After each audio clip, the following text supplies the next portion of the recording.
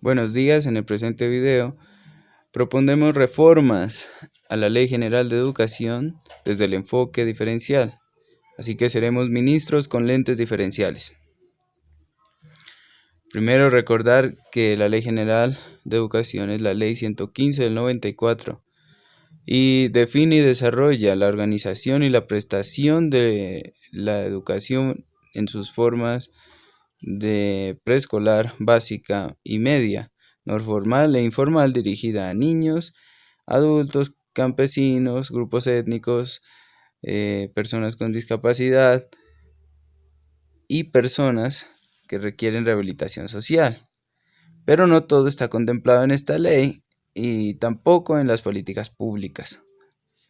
Así que la sentencia T-025 de la Corte Constitucional nos recuerda la necesidad del diseño y aplicación de políticas públicas con enfoque diferencial y resalta que esta ausencia de la atención diferencial en el marco de la política pública agrava más la situación de violación de derechos humanos y son los entes gubernamentales los responsables de ello.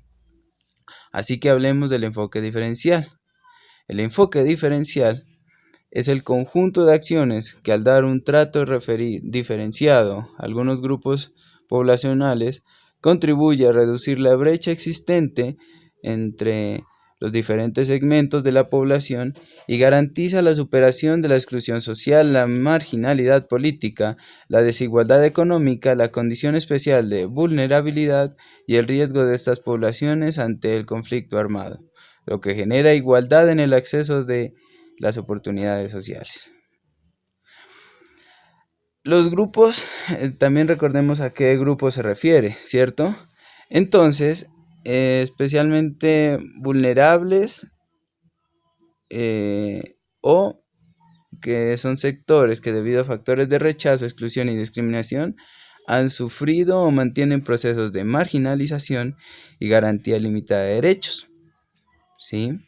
Dentro de estos tenemos a los niños, niñas y adolescentes, a las mujeres, los adultos mayores, los grupos étnicos, aquellas personas que presentan alguna discapacidad y aquellas que reclaman una particular opción sexual. Comencemos con lo referido a los niños. En la Reforma 1 se propone, primero se recuerda, que los niños tienen una especial protección constitucional, según la Corte, y en el artículo 7 del Código de Infancia y Adolescencia entiende por su protección integral el reconocimiento como sujetos de derecho, la garantía del cumplimiento de los mismos, la prevención de su amenaza o vulneración y la seguridad de su restablecimiento inmediato en desarrollo del principio de interés superior, es decir, el interés de los niños prevalece por encima de los otros. Pero si vemos la Ley General de Educación en su artículo 159, donde nos habla sobre la composición de la Junta Departamental de Educación, no contempla a los niños, niñas y adolescentes en su composición, ¿sí? Lo que les quita esa característica de sujetos de derechos y los vuelve sujetos pasivos de derechos. Por lo tanto, la reforma sería que se agregue a la composición de esta junta un representante de los niños, niñas y adolescentes. La segunda reforma también se refiere sobre los sujetos de derechos, que son los niños, en la educación religiosa, ¿sí? En el artículo 24 dice que se garantiza el derecho a recibir una educación religiosa. Los establecimientos educativos le establecerán, sin prejuicio de las garantías constitucionales de libertad de conciencia, libertad de cultos y derecho de los padres de familia a escoger el tipo de educación para sus hijos menores. En esta parte, los niños otra vez pasan a ser sujetos pasivos de derechos y no deciden por ellos mismos donde podrían decidir. Por lo tanto, la reforma sería la anulación del texto donde dice que los padres escojan si dejarlos ver o no la educación religiosa. Ahora hablemos sobre las víctimas. En la reforma 3, recordando el artículo 68, donde nos habla sobre la rehabilitación social, que comprende los programas educativos que se ofrecerán a las personas y grupos cuyo comportamiento individual y social exige procesos educativos integrales que le permitan su reincorporación social. Lastimosamente no se menciona a las víctimas directamente, ¿sí? Como sujetos de trato diferencial. Por lo tanto, la reforma sería que en cada establecimiento educativo se contemple en su proyecto educativo institucional la puesta en marcha de proyectos de educación integral y de construcción de proyectos de vida, de construcción y de reconstrucción de proyectos de vida desde un punto de vista vocacional. Para la cuarta reforma, se recuerda que la educación es un proceso de formación permanente personal, cultural y social que se fundamenta en la concepción integral de la persona humana, de su dignidad, de sus derechos y sus deberes, ¿sí? Y si también recordamos que las mujeres son un grupo especial de protección, se debería establecer un artículo donde a ellas se les dé una educación especial para que puedan crear su proyecto de vida y también direccionado a una educación que fomente su libertad financiera. En cuanto a lo administrativo, en el auto 382 del 2010 de la Corte Constitucional, de la sentencia nombrada anteriormente, se relacionan las consideraciones para ejecutar el enfoque diferencial. Dice que el diseño del enfoque diferencial requiere identificar las diferencias de los grupos de especial atención en razón de su mayor vulnerabilidad.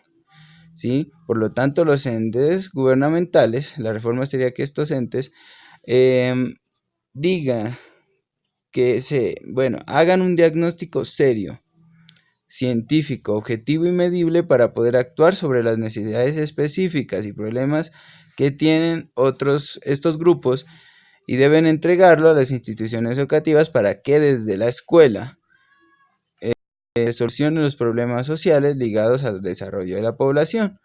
La reforma número 6 retoma la sentencia T025 del 2004 y señala que no habían sido reglamentadas las políticas que faciliten el acceso a la oferta institucional a los grupos de desplazados en situación de mayor vulnerabilidad. La reforma sería que se les dé prioridad a estos grupos que tienen especial protección constitucional para asignar los grupos gratuitos en las instituciones educativas y además apoyar a estos grupos con útiles y también con uniformes de ser necesario. La reforma número 7 habla sobre que el Estado ofrecerá garantías y medidas especiales de protección a los grupos expuestos a mayor riesgo de las violaciones contempladas en el artículo 3 de la Ley de Víctimas. ¿Sí? Recordemos que son como las mujeres, los niños, los jóvenes, los adultos mayores, personas con discapacidad, campesinos, líderes sociales, miembros de organizaciones sindicales, defensores de derechos humanos y víctimas de desplazamiento forzado. La reforma sería el dejar estipulado en el plan educativo institucional las acciones que se realizarán en la institución para disminuir las consecuencias que tienen que vivir las víctimas de conflicto armado por los prejuicios sociales, tanto dentro de la escuela como fuera de ella. Hablemos de los campesinos y su educación. Recordemos que ellos también son un grupo de especial protección, ¿sí? y sus necesidades son distintas. Por lo tanto, las instituciones educativas deberían contar con zonas donde puedan desarrollar y mejorar sus actividades agropecuarias o de cultivos desde la ciencia impartida en esos colegios y recibir también un reconocimiento formal de ese conocimiento. Hablemos sobre las personas con capacidades diversas. La Corte Constitucional recuerda que ni la población con capacidad aparece como prioritaria en la actualidad, ni la información suministrada es sensible a las barreras de acceso al entorno físico, de comunicación e información que esta población enfrenta. Por lo tanto, las instituciones educativas deberían ser sensibles a las necesidades de la población con capacidades diversas, respectivamente, donde puedan acceder a la información. Además, de la eliminación de barreras arquitectónicas, se debe hacer cambios en la formación de los niños, niñas y adolescentes con discapacidad a través de adaptaciones curriculares.